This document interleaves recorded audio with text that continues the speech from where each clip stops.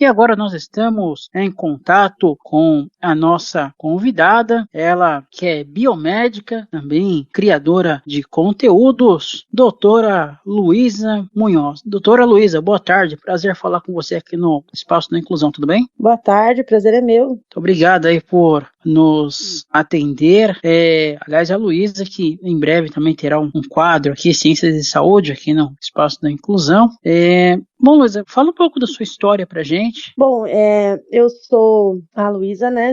Tenho 31 anos. Eu sou formada em biomedicina, mestre em biotecnologia aplicada à saúde e criadora de conteúdo, né? Eu descobri aos 30 anos que eu sou autista e TDAH, então isso mexeu bastante aí com a minha vida no geral, né? E eu tive que adaptar várias coisas e me conhecer melhor depois desse diagnóstico. Então, acho que o que eu tenho para falar, assim, sobretudo sobre mim, é isso. Em algum momento você sentiu alguma dificuldade por ser autista e não ter o diagnóstico ainda na sua formação? Na formação, eu sentia bastante dificuldade com relação, principalmente, à concentração para poder aprender ali as matérias, né? E era uma coisa que, realmente, como eu tenho essa hipersensibilidade a barulhos e a várias outras coisas, né? Isso me atrapalhava bastante. E eu não tinha nem ideia de que eu era autista, né? Então, nem passava isso pela minha cabeça. Mas eu senti bastante dificuldade, sim, na época da faculdade, tanto pelo autismo quanto pelo TDAH, que foram duas coisas que eu acho que dificultaram bastante a minha vida acadêmica. E são coisas assim meio que se conflitam, né? O autismo e o TDAH. Sim, eles são, apesar de eles serem bem distintos, eles acabam sendo um pouco parecidos. E assim, essa questão de saúde sempre foi um hiperfoco seu? Você meio que se baseou nisso para estudar? Sim, sempre gostei da área da saúde, sempre gostei muito de pesquisar sobre doenças, de pesquisar sobre sintomas, enfim, e formas de tratamento. Sempre gostei muito dessa parte. Era um hiperfoco meu, é um hiperfoco meu até hoje, e eu acabei levando isso para minha vida profissional. Você citou da dificuldade em questão a barulho, esse tipo de coisa. Nos tempos que você trabalhou com isso, como que você fazia? Quando eu trabalhei na minha área, você disse? Isso. Então, acabou que eu saí da faculdade e 6 meses depois eu estava entrando no mestrado. E como eu ganhei bolsa, eu acabei não trabalhando na minha área específica, assim, né, dentro da biomedicina. E fiquei ali 2 anos no mestrado e quando eu saí já estava no meio da pandemia, aquele caos. Então, eu acabei não trabalhando realmente dentro da minha área, né, dentro da biomedicina, dentro de laboratório, assim. Mas no ano passado, até o ano passado, eu estava trabalhando numa empresa onde eu tive bastante problema mesmo. E enquanto eu estava trabalhando lá, eu tive meu diagnóstico, né? Então muita coisa foi explicada. Mas lá foi bem difícil, tanto com relação a preconceito, quanto com relação aos barulhos, porque eu trabalhava como auxiliar de produção, numa fábrica, então tinha bastante barulho e muito pouca adaptação. Nossa, auxiliar de produção, imagina que você deve ter ouvido barulhos meus. Muito, muito mesmo. E hoje, você já tem uma ideia, quando você for para sua área, de que maneira você vai ter que fazer para que isso não se torne um transtorno para você? Não tenho ainda muita ideia sobre isso, porque eu acho que assim, a questão de abafador de ruído é uma coisa que pode ajudar, e a inclusão mesmo por parte das empresas, né? Para que possa fazer, sei lá, alguma forma de amenizar esses barulhos, né? Ou essas outras coisas que acabam podendo gerar ali uma crise, né? Mas, assim, pensar assim, exatamente o que eu poderia fazer, eu não consigo ainda. O fato de ter outros colegas autistas também na área da medicina, você acredita que uma conversa, alguma coisa assim, já por ter outras pessoas, poderia te ajudar de alguma maneira? Com certeza, eu acho que quanto mais pessoas falando sobre isso, principalmente dentro daquela área, né, melhor é para poder encontrar caminhos e até ideias que possam melhorar aí o dia a dia das pessoas com deficiência, né, dentro dos locais de trabalho. E agora, depois do mestrado, você ainda pretende continuar na vida acadêmica, fazer um doutorado, uma MBA, alguma coisa assim? Quando eu estava terminando ali meu mestrado, meu orientador perguntou se eu tinha interesse de fazer o doutorado. Só que eu tive muito pouco suporte também no mestrado, porque quando eu estava no mestrado, eu ainda não tinha também meu diagnóstico, né? Então, eu tive muito pouco suporte no mestrado e ele acabou sendo uma coisa muito traumática para mim, em questão de saúde mental mesmo. E aí acabou que eu não quis mais continuar, não quis ir pro doutorado, que acaba sendo uma loucura muito maior, né? Mas você acha que com o diagnóstico hoje isso mudaria? Pode ser, talvez com adaptações certas, né?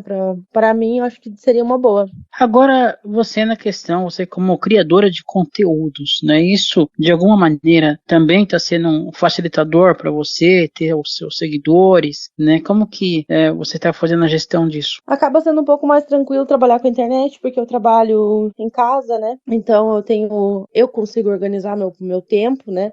Da forma como fica melhor para mim. E acaba sendo um pouco melhor, assim. Eu gosto muito de criar conteúdo para internet, justamente para poder conversar, falar com essas pessoas que a maioria das pessoas que me seguem, elas são também autistas, TDAH, ou tem, perdão, ou tem filhos que são autistas, TDAH, e é uma conversa que acaba sendo muito importante, porque agrega muito, além de conhecimento, agrega também muita informação e muita possibilidade de melhora no futuro, né, pra poder lutar aí pelos nossos direitos, enfim, pelas coisas que a gente precisa. Então, para mim, a questão de trabalhar com criação de conteúdo acaba sendo muito mais fácil, porque sou eu trabalhando comigo mesmo, né, e criando ali, eu e minha criatividade ali, criando os conteúdos. Claro que não é fácil porque, né, em questão de visibilidade na internet, é um assunto que não é muito, né, passa um pouco longe do entretenimento que faz sucesso na internet, mas aos poucos eu sinto que tá indo. É um assunto mais centrado, né? Não é aquele assunto de diversão, vamos dizer, né? É um assunto que a gente, mais propriamente de prestação de serviço. Isso é um nicho muito específico, né? Mas assim, eu sinto que tem muita gente que me segue também que não é autista, não tem filhos autistas, mas eles acabam se identificando com algumas características e acaba aguçando a curiosidade, né, das pessoas. Então, tem bastante gente também que me segue que não é, né, neurodivergente, mas tá ali porque tem curiosidade com o assunto e, né, e se identifica. Como esse que vos fala, por exemplo, né? Que acaba lidando aí com o assunto, né? Devido a programa de inclusão. Sim. E a questão familiar, como é que foi para sua família quando você teve essa questão do diagnóstico? Olha, para minha família não foi uma coisa muito fácil de lidar, para mim, né, eu digo, porque não é uma coisa. Como eles têm a noção, eu acho que sobre autismo a gente tem muito pouca informação ainda, né? Tem que difundir isso, essas informações mais ainda na sociedade. Então, a informação que minha família tinha sobre autismo é aquele estereótipo do autista ser apenas do nível 3 de suporte, né? Que é aquele não verbal, que demanda de mais suporte, né? E que precisa de uma atenção maior. Então, como eu, aparentemente, sou uma pessoa funcional, que terminei a faculdade, fiz um mestrado, eles não conseguiam, e muitos ainda não conseguem, na verdade, ver, né? Que também é possível ser autista mesmo sendo uma pessoa um pouco mais funcional do que nível 2, nível 3 de suporte. Então, acho que muitos ainda não levam ainda tanto em consideração. Enquanto algumas outras pessoas já têm, da minha família, né, já estão olhando com outros olhos esse assunto e estão começando a ter uma percepção diferente e me apoiando. Como que você vê esse dia 3 de abril, né? Tem duas datas em relação ao autismo. Tem o dia desse que vem agora, dia 3, que é o dia de conscientização do autismo, e aquela data que vem posteriormente, que é o dia do orgulho autista, né? Queria que você falasse dessa data que virá agora. Eu acho que é um começo muito importante para a conscientização.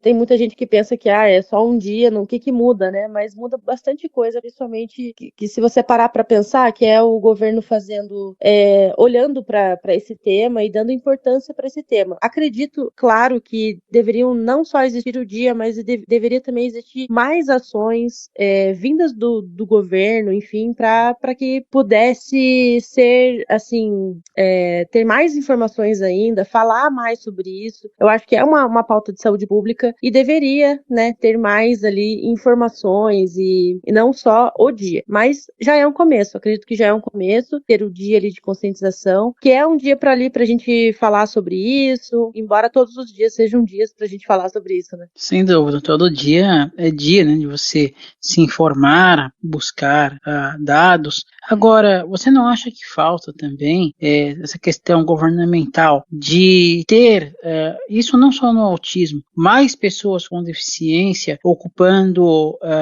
funções, seja como vereadores, enfim, em outras funções da política? Acredito sim. Acredito que tenha que teria que ter sim para trazer essa representatividade, né, para os neurodivergentes e para as pessoas com deficiência.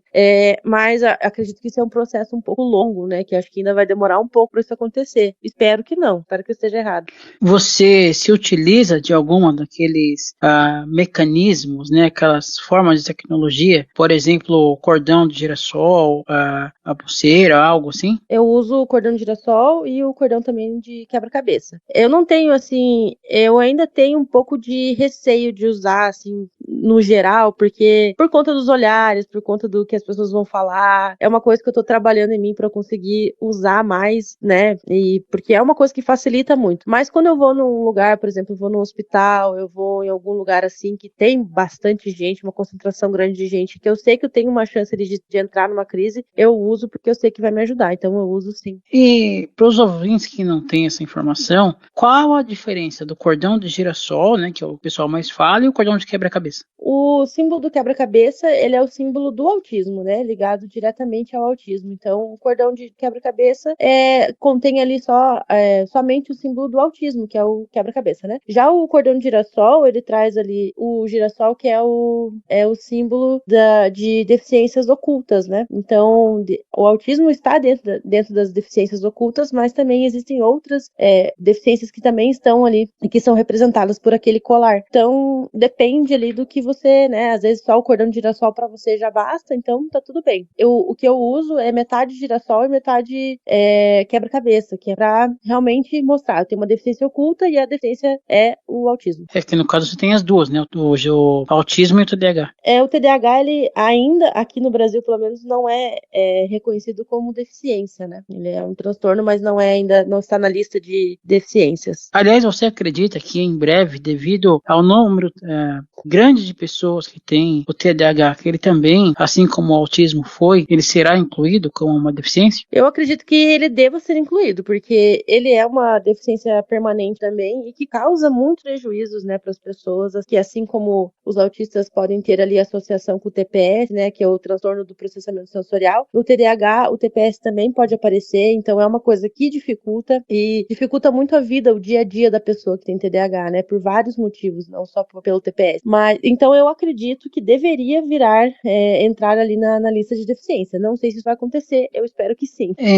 Uma questão que às vezes o pessoal ainda fala, a questão do autismo e a síndrome de Asperger, né? Uns ainda falam, eu tenho a síndrome de Asperger. Como que você, como biomédica, você analisa isso? Olha, a síndrome de Asperger, ela é uma nomenclatura, né, antiga para o nível 1 de suporte, hoje chamado de nível 1 de suporte, que tirava, né, o nível 1 do autismo. Então era só o Asperger, né, que era uma outra nomenclatura. Mas isso caiu em desuso com o DSM-5, né, com o Manual de Saúde Mental.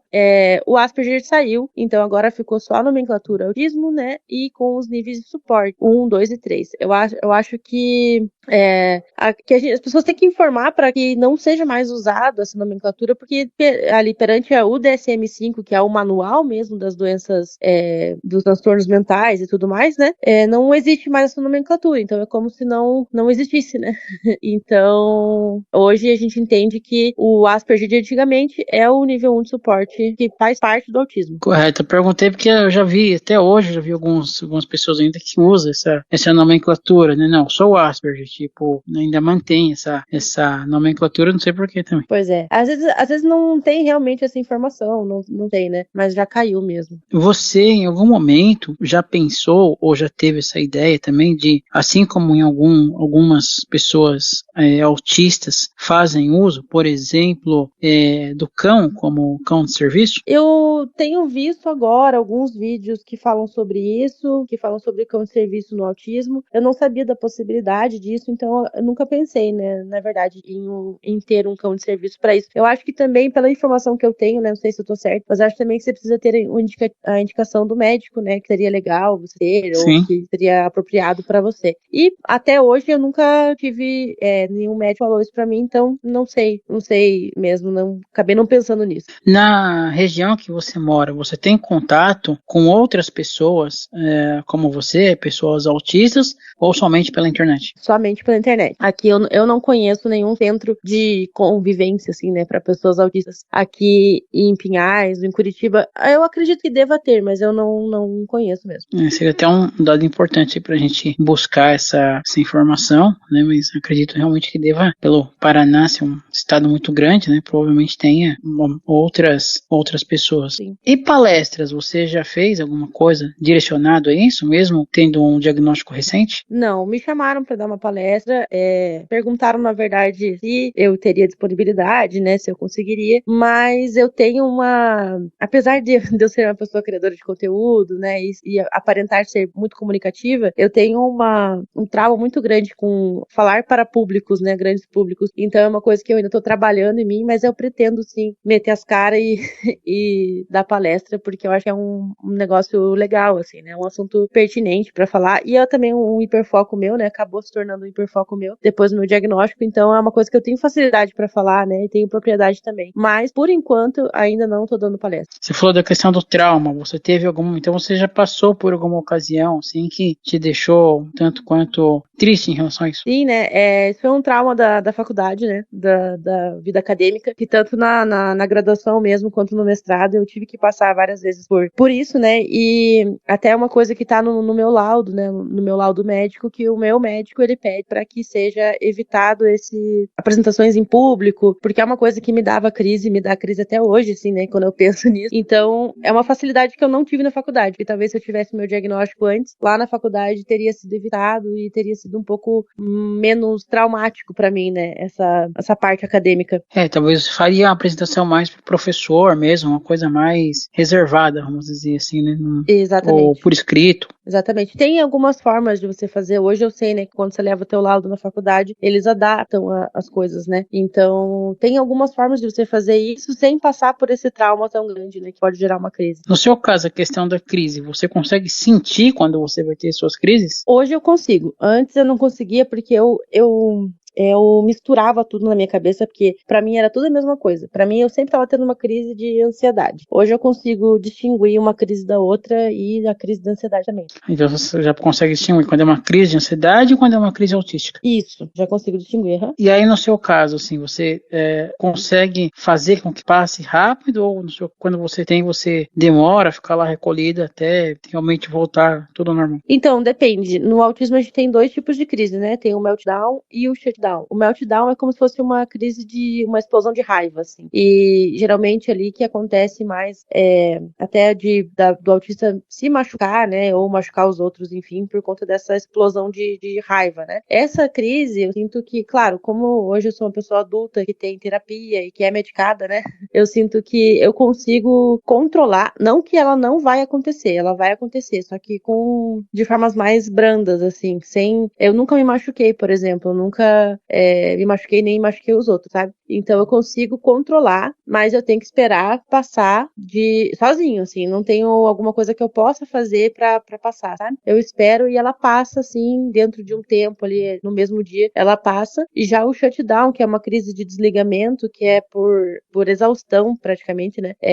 Por estímulos e tudo mais, é uma coisa que eu sofro toda semana, porque como eu trabalho no bar sexta e sábado, domingo, geralmente eu entro em shutdown. E aí, pra passar, eu preciso ficar sozinha, deitada, quieta, sem falar com ninguém, só deitadinha, assim, quietinha no escuro, pra que isso vá passando, sabe? E daí, com o tempo, ela vai passando. Se for uma crise muito forte, às vezes ela dura mais de um dia. Mas geralmente, em um dia ali, quietinha, isolada, eu já tô me sentindo melhor. Mas aí, se ela durar mais de um dia, pergunta de um leigo, me perdoe. Como é que você faz essa questão de se alimentar, esse tipo de coisa? Alguém pode levar pra você se você estiver em crise? Ou como que você faz quando acontece isso? Não, eu continuo me alimentando, tudo assim, assim, às vezes eu esqueço, né? Porque acontece muito de eu esquecer de me alimentar. Mas como eu tenho minha pessoa de suporte, né? Que mora comigo, que é o meu namorado, ele tá sempre aí me ajudando nessas questões. Então, sim, eu me alimento normal durante a crise e tudo, só que eu mantenho, assim, a maior parte do tempo no quarto, deitada, sozinha, quieta, sabe? Pra melhorar. Essa primeira crise que você comentou, da questão da crise de raiva, você consegue prever também para avisar para ele ou para quem estiver junto com você, se afasta que eu vou ter essa crise? Sim, consigo. Eu consigo sentir, hoje eu consigo diferenciar, né, saber quando ela tá vindo, de ficar prestando atenção no meu corpo, né? Eu começo a sentir que começo a ficar muito irritada, começo a ficar, assim, sem senso de humor, então já não vou mais responder a pessoa do mesmo jeito, começo a ter, assim, sinais de irritabilidade forte, assim, sabe? E aí começa o coração a acelerar, enfim, várias outras coisas que desencadeiam na crise. Então, de início, eu sei quando vai acontecer, quando vai começar. E aí, às vezes, eu consigo evitar que aconteça realmente. Ah, entendi. Interessante, né? Saber, assim, discernir, né, uma da outra. Como que é os feedbacks que o pessoal passa para você nas redes sociais em relação aos seus conteúdos? Olha, geralmente, eu sinto, assim, que tem muita identificação, tem muita gente que me segue ali, que se identifica com o que eu posto, sendo neurodivergente ou não. Então, eu tenho um feedback bem positivo, assim. Eles gostam bastante da forma, principalmente, como eu falo, porque eu não tenho muito essa de ficar me arrumando para aparecer no vídeo. Eu simplesmente abro a câmera e vou falando, sabe? Então, isso eu acho que traz também conexão ali com as pessoas. Então, eu tenho, no todo, eu tenho um feedback bem positivo. Até uma vez eu vi uma postagem sua, da qual você fala dessa questão da dificuldade de questões sociais, de cumprimentos, esse tipo de coisa. Isso, aos poucos, você foi conseguindo entender como que funcionava em relação à sociedade? Então, como, né, diagnosticado na fase adulta, muita coisa eu fui aprendendo ali com o passar dos anos, assim, né? Me bati um pouco mais para aprender, mas aprendi. Então, tem muitas coisas de regras de convivência que eu consigo, assim, entender, obviamente, né? Mas tem coisas que às vezes elas não são tão importantes, vamos supor assim, para mim, pro meu cérebro, né? Pra forma como eu vejo as coisas, que passam batido. Então, às vezes eu saio muitas vezes por mal educada, por grossa, enfim. Por conta disso, assim, o que na verdade tá sendo normal pra mim, mas pro outro tá entendendo dessa forma. Então, acredito que por mais que eu tenha entendido, tem vezes, assim, que passa super batido. E aí o povo olha com aquela cara assim, tipo, ô menina. Aham, exatamente. E alguém já te falou alguma vez, assim, você já chegaram em você e falaram, não gostei disso, já teve algum caso assim que você teve que explicar? Não tô lembrada. Já, assim, já chegaram e me falaram, nossa, você foi grossa nessa resposta, ou, nossa, chegou, não deu oi, essas coisas assim, sabe? Mas assim, não tô lembrada de nada muito pontual. Assim. E aí, geralmente, você anda, assim, com alguma coisa, assim, inscrito, assim, pra você não esquecer as coisas que você precisa fazer, assim, quando você vai nos lugares? Não, eu só vou. Só vai. Eu só vou. Porque senão também entra na questão do masking, né? De ter que ficar mascarando toda hora também acaba, né, dando uma Exato. sobrecarga maior. Eu já faço o masking de forma natural, assim, sem eu precisar forçar isso, né? Então, não quero também colocar mais masking ali de forma proposital. Porque aí a sobrecarga fica maior e, consequentemente, né, a probabilidade de você ter um problema, né, aumenta. Exatamente. O masking por si só já dá uma sobrecarga muito grande, né? Além das coisas que você faz no dia a dia, você tem facilidade com esporte, também se pratica algum esporte ou algo assim também para se distrair, no caso, assim, um hobby? Não, eu deveria. Eu deveria, até meu médico sempre fala pra mim que fazer exercício físico é muito importante, mas eu tenho uma resistência muito grande a fazer exercício físico. Já comecei academia várias vezes e não consigo dar continuidade. Tô trabalhando nisso ainda, né, pra ver se consigo ali estabelecer a rotina da academia, mas eu nunca fui uma pessoa muito dos esportes, embora eu precisasse. Se não conseguir a academia, vai pra rua mesmo, procura um parque e manda lá. É uma ideia também. O famoso Parque Barigui, aí de Curitiba, achei esse o nome. Isso, esse mesmo. Isso, e começa as caminhadas, enfim, vai indo. Que o parque é ruim que tem contato com muita gente, né? No caso, o som pra você seria... Academia não fica muito atrás, né? Academia também tem bastante gente, dependendo do horário que você vai, bastante barulho também. Nada que um abafador não resolva. Pois é, nossa. O abafador pra vocês, assim, foi a solução dos problemas, né? Vamos dizer assim. a tecnologia do abafador. Sim, porque para eu conseguir hoje para eu conseguir trabalhar no bar sem ter tantas crises, eu preciso do abafador, principalmente em determinados momentos, assim, né? Então, eu tô sempre com ele na bolsa, mesmo que eu não esteja no bar, que eu esteja em outro lugar, o abafador tá comigo. É mesmo, essa questão do bar, as pessoas que frequentam, eles sabem disso, assim, eles procuram até diminuir, às vezes, o tom da voz, assim, da altura da voz, para te auxiliar ou não? Então, o bar que eu trabalho, as pessoas, eu já ia nesse bar antes de trabalhar lá, né? Então, a maioria das pessoas que frequentam esse bar, assim, assiduamente, são meus amigos e sabem, né, da minha condição. Então, quando vai pessoas que não me conhecem, enfim, pessoas de fora que estão conhecendo o bar, não tem como ter esse controle, né? Mas, embora os meus amigos, eles tentem, assim, né, dar umas dicas para pessoas, mas o bar é uma questão um pouco difícil, né? Porque não tem como você ficar controlando tanto, assim, as pessoas. Então, é mais um controle que eu tenho que fazer comigo mesmo, assim, né? De usar abafador e tudo mais. Mas assim, não, você alguma vez você já pensou em deixar alguma coisa escrito, assim, olha, sou autista, alguma coisa assim, para que o pessoal vá se conscientizando aos poucos? Eu já pensei nisso, mas eu tenho um pouquinho de receio. Até de usar o colar. Não tenho usado o colar no bar, sabe? Porque eu fico pensando que já é uma situação que já me traz sobrecarga só de eu estar ali, né? E atendendo as pessoas e tudo mais. E aí eu fico pensando que com o colar as pessoas vão me questionar, sabe? Por várias coisas, né? Vão questionar, nossa, mas você é autista? Você não tem cara de autista. Vai vir todas aquelas questões que eu tento evitar ao máximo, né? Que são muito chatas, né? Mas, então por isso que às vezes eu penso 2, 3 vezes antes de usar o cordão e até hoje eu não consegui usar no trabalho, justamente por causa. Mas eu acho, assim, que seria legal. Eu já pensei nisso algumas vezes, no quanto seria legal e importante para a conscientização das pessoas. Tô trabalhando nisso na minha mente. Famosa cara de autista, né? Todo mundo fala isso, não sei porquê, como se autista tivesse jeito, cara, né? Você não tem cara de autista, não tem jeito de autista. É como se isso existisse, né? Aliás, tem até um perfil sobre isso, né? Cara de autista, não. Uma moça que escreve sobre, gente, autista não tem cara, não tem. Que as comparações também, né? O pessoal cita muito isso, comparações com crianças, né? Gente, o criança vai crescer, vai se tornar um adulto autista também, tem essas questões. É que ainda existe um estereótipo muito grande do autismo ligado a crianças, né? Então, a ideia que as pessoas ainda têm no caso, né, é que o autismo é uma doença, em primeiro lugar, que não é uma doença, né? É uma doença que só dá em crianças, o que é duplamente errado, porque é um transtorno e as crianças vão crescer um dia e vão se tornar, né, adultos autistas. Então, é uma questão de falta de informação mesmo e de estereótipo. E é uma coisa assim que por mais que às vezes as pessoas ou não sabem ou parece que algumas vezes não querem aceitar muito, né? Que aquela criança um dia vai crescer e vai continuar do mesmo jeito. Exato, que daí entra também naquela questão de que falam que autistas são pessoas, são seres iluminados, azuis, são anjos azuis e tudo mais, sabe? Tipo, essa é uma, né? Não tem nem cabimento uma coisa dessa, né? Nem pra você falar justamente pra criança, né? Nós não somos seres iluminados e especiais, nós somos seres normais aí, então na sociedade, só um pouquinho diferente. Talvez a questão cerebral funcione diferente, mas nada que seja um anjinho azul, negando o pessoal fala assim, mas se isso te conforta, os efeitos visuais também a gente escuta muito bobeira também, viu? Eu acho que tem muita asneira também. Pois é, nenhum PCD tá livre, né? Tá livre, já ouvi muita água também. Mas acho que essa questão do anjinho azul tal, ainda é o que mais, talvez uma das coisas que mais peguem, né, essa questão do autismo.